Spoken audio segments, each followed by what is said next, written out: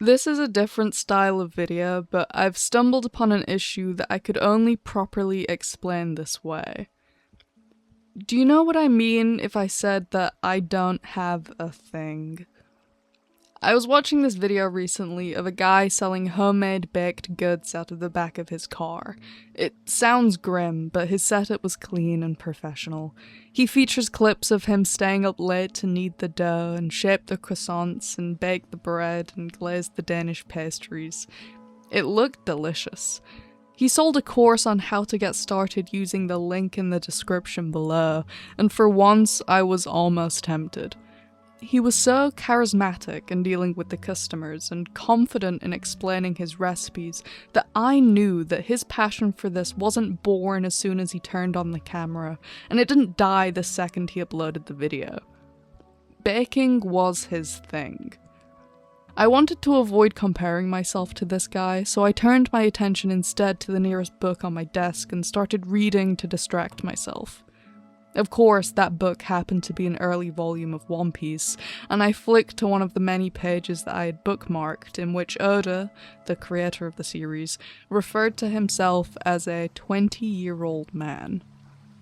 And of course he was 20 at one point, but it never really hit me that the creator of an entire hugely successful and influential franchise was, at the point of its launch, only 20 years old. And already, he had found his thing. So now I'm 2 for 2 comparing myself to people I had no business comparing myself to. Besides, everyone's on their own path, and you can achieve success at any age, and... I mean, come on. At this point I was scrolling through YouTube again, and my feed was entirely streamers, comedians, animators, video essayists, musicians, that baker selling baked goods out the back of his car again. And I'm not talking about their success here, I'm not comparing myself to that, I don't actually care about success.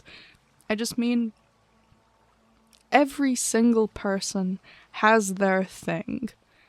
But I've just recently realized that I've been too preoccupied over the last 2 decades of my life trying to end it to actually live it, and now I'm on the other side of it, thingless. Not to say I'm not passionate about things, I assure you I have hobbies, but I'm not I can't do things. I did everything I was told to do in my life, and now... What happened? After I had that thought, I entered this fugue state of, trying to figure out what I could do. I can't sing or voice act for shit. I'm self-aware enough to know how horrid my voice sounds. I definitely can't dance. I can barely write a compelling word. And I couldn't write a joke and deliver it to a live audience, even if you held a knife up to my throat. Let alone pass off light conversation with a stranger as crowd work and post a TikTok about it. Hell, I can't even post TikToks. That app is somehow scarier to me than Instagram. If anything, I landed on writing a story, or maybe it'd be a comic, but I had this idea for a story about an alien. This revolting, Lovecraftian alien that we humans can't even fathom, so I would just draw her as an anime girl, since that's easier to imagine. And this alien would work at an equally unthinkably complex extraterrestrial factory, but that's just as hard to imagine, so I would just draw it as a convenience store. The only convenience store on this alien's home planet. A planet that is 100,000 times larger than Earth, meaning the day-night cycle is all kinds of messed up, so this alien's shifts are actually months and months long at a time, which is even worse since this alien works the night shift. Because this alien's lifespan is just as unnecessarily long, this alien can't even remember where this job came from. Only that this alien was told to work and work and work. So this alien is refilling the alien coffee machine one day and suddenly realizes that the convenience store hasn't had a single customer in a week. which this alien is fine with since that means a longer lunch break. But then weeks and weeks and months go by, and this alien is unnerved by the fact that nobody has even entered the convenience store in a glorbzillion months, which is a long time on this planet. After leaving work, this alien discovers that nobody is outside at all. Nobody is in their homes. Nobody is walking the streets.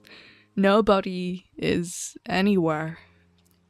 This puzzles the alien until a memory hits, triggered by a stray leaflet that rushes past on the ground. Everybody is on Earth. This planet's entire population was supposed to leave to take over Earth at the same time that this alien was supposed to refill the alien coffee machine. And this alien completely forgot.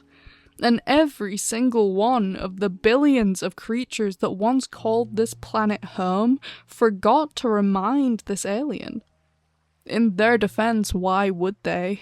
This was something we were all supposed to do. All of the IFOs, identified flying objects, are gone. All forms of communication are at this point useless.